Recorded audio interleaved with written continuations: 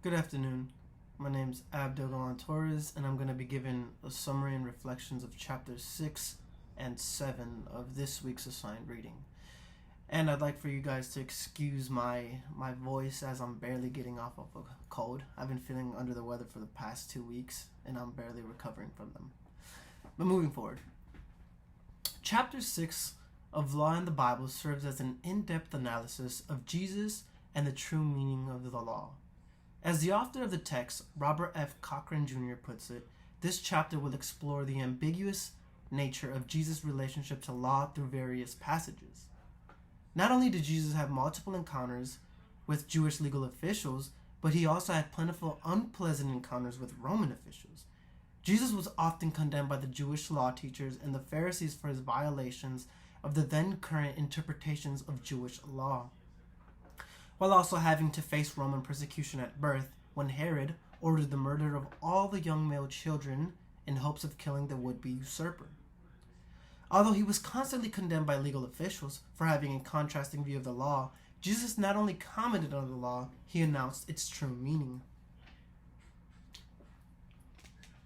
And this can be seen as the main focus of the chapter for its consistent repetition. The authors clearly focus on explaining the interactions that Jesus had with the interpretation of the law during its time, with his primary teachings being related to the condition of the heart and the fulfillment of justice, through love. Jesus encountered 3 types of civil law: Roman law, the Mosaic law as originally given by Moses, and the Mosaic law as expanded and interpreted by the Jewish tradition of Jesus' day. The reinterpretation that Jesus gave to the Mosaic law was in stark contrast to the carnal identification that the Pharisees and Sadducees gave it. He taught that the kingdom is primarily about a change in heart and will, rather than an outward conformity to law. Now, the reason behind this is because of the hypocritical nature behind the ideology of the Pharisees and Sadducees. They were a religious group that paid great attention to outward ordinances and actions that made them appear righteous, but were not concerned with actually being righteous in their hearts. They remained corrupt and hateful. And the citizens of the new kingdom would go beyond the requirements of Roman law as well. While the Roman law required the Jews to carry the packs of Roman soldiers for miles, the citizens of the new kingdom would carry them for 2 miles.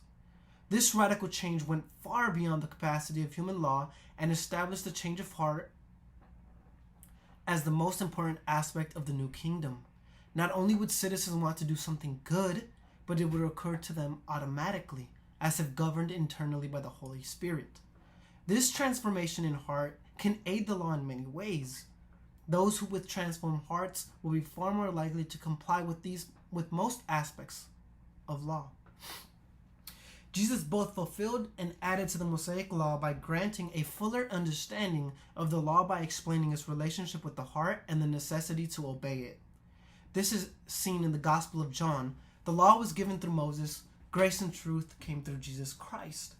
He would often challenge the distorted expressions of the law because the culture had forgotten its purpose, where law served itself rather than the people. And this in itself brings up a very important question. Is there a place for civil law in the kingdom? Some proponents, such as the Anabaptists, have strict views on the complete rejection of political power, but the fact, however, that Jesus did not exercise political power should not keep Christians from doing so long as they can do it consistent with his moral teachings. The authors of Law in the Bible firmly believe that the laws are a part of the kingdom which Jesus mentions. They argue that the change of a person's heart is not merely a private event as so often thought, but has a vast range of insuppressible implications for life, including life as a citizen.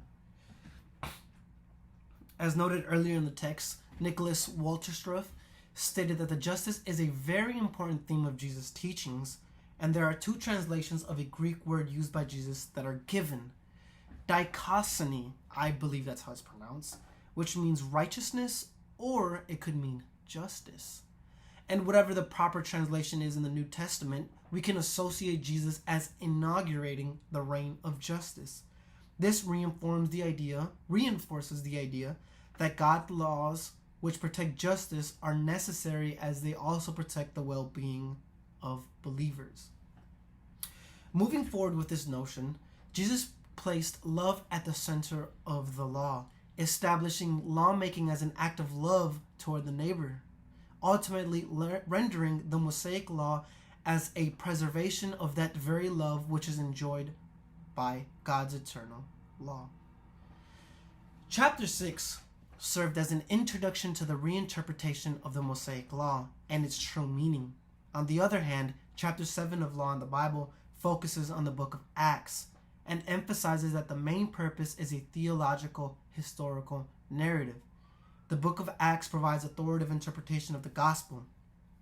It highlights the importance of early Christians' loyalty to the church rather than to national, ethnic, or familial groups.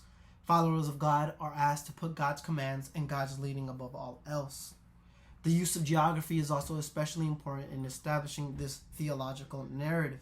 The center of Luke Acts narrative is Jerusalem, with the Gospel of Luke moving toward Jerusalem and the book of Acts moving away from Jerusalem.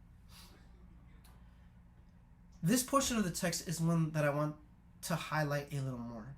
Not only does geography play a role in the description of the journey Jesus embarked on, but it also unveils the symbolic nature behind our salvation. Once Jesus arrives in Jerusalem, he is put on trial and is crucified. His word has a momentary pause, but is granted to the rest of the world through his resurrection. Paul is later put on trial in Rome for his proclamations that Jesus is the Messiah and King, ultimately fulfilling the objective of Christ, total expansion. Luke uses trials less to convey ideas about justice or about the nature of the law than he uses them as vehicles to further the evangelic work of God's kingdom. This is later seen in one of the greatest internal disputes that the church had, whether or not the Gentiles should be admitted as full-time members of the Christian church. This is where the beauty of the figurative meaning behind the expedition of Luke Acts. Salvation was no longer strictly to those in Israel, but it was now all-inclusive. Peter contended that God accepted the Gentiles by giving the Holy Spirit to them. Just as he did to us, he made no distinction between us and them, for he has purified their hearts by faith. This completely abolished the need for circumcision, for allegiance to God was no longer necessary through physical action, but rather in change of heart, a spiritual baptism. Another important factor of the narrative of Luke Acts are the many trials. The main trial being that of Christ is the most important because this trial fulfills God's predicted purpose of bringing salvation to all the people through the death, burial, and resurrection of Jesus. The gospel is seen to spread to Samaria in Acts 8, immediately following the trial and stoning of Stephen. Now, this serving as a necessary evil, the stoning of Stephen serves as another illustration of the need for a change in heart. Appearing righteous is not enough for salvation. Stephen was falsely accused of blasphemy before the great Sanhedrin and accused by false witnesses. Being composed of the most righteous individuals, the Pharisees and Sadducees were once again proven to have corrupted hearts despite their outward appearance. The end result in the text is that the gospel continues to be preached and believed all the more. Cochrane and Van Drunen emphasized three main points presented in the trial scenes. First, the trial narratives provide historical context for the spread of the gospel. Second, the trials place the tenets of the Christian faith on trial for the reader at the same time those tenets are literally being held on trial. And thirdly, they provide a window into Christianity's ambiguous and potentially precarious relationship to the socio-political encounters of political authorities. But what does this exactly mean? As mentioned earlier in this essay, the pursuit of justice is obtained through the establishment of just laws, ones which protect the subjects of a nation as a whole. Naude argued that as long as a government or state is acting as God's servant by pursuing policy and law that reflect God's will, Christians should be subject to such a state. If a government is not acting as God's servant, however, but rather in service of itself, it becomes a Christian's duty to resist such a state. The arguments in chapter 7 do not promote the complete disobedience of civil law, but rather the contrary. Christians should submit to the governing authorities. In most situations, most of the times, submission combined with prayer, acts of piety, and participation in the established democratic process is the appropriate Christian response. This, however, should not be blindly done. If there are instances in where disobedience is necessary, then it is required that Christians declare unashamedly that we obey God rather than humans.